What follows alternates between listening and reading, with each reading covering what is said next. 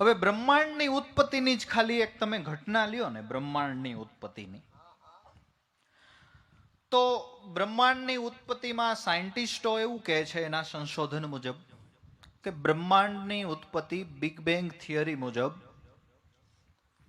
Big બેંગથી થઈ છે, એટલે કે એક પોઈન્ટથી થઈ છે જેને વૈજ્ઞાનિકો સાયન્ટિસ્ટો સિંગ્યુલારિટી કહે છે, કે એકદમ અણુ માત્ર જે એક તત્વ હતું જેનું અનંત ગણું વજન હતું, અનંત ગણું તાપમાન હતું, એમાંથી ધીમે ધીમે ધીમે ધીમે એ વિસ્તરવા લાગ્યું અને આ બ્રહ્માંડોની રચના થઈ. એ પોઈન્ટ એને વૈજ્ઞાનિકો સિંગ્યુલારિટી કહે છે એના સંશોધન મુજબ.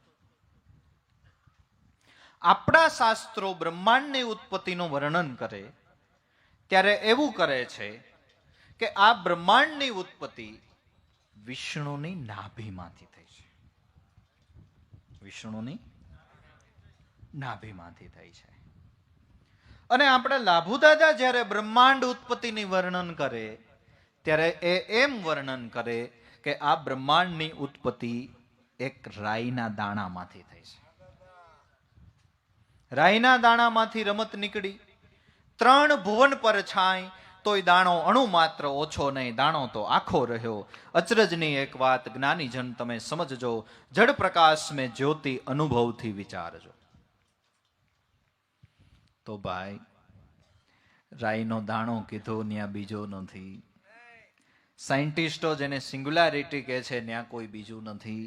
અને આપણા શાસ્ત્રોએ જેને વિષ્ણુની નાભી કીધી તો ત્યાં કાંઈ તત્વ ફરી જાતું નથી. તમને સમજાય એવી ભાષામાં કહું, પાણી કયો, વોટર કયો, જલ કયો, એટલે ભૂ કયો એટલે તત્વ બદલે છે કે એકનું એક છે? હજી સમજાય એવી ભાષામાં કહું, આ જે બધા સુધરેલા શબ્દો આપ્યા એનાથી તત્વ બદલી જાય.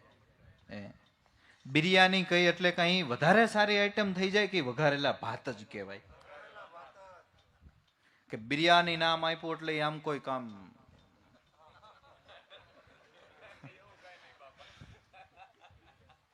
એ વઘારેલા ભાત જ છે ને.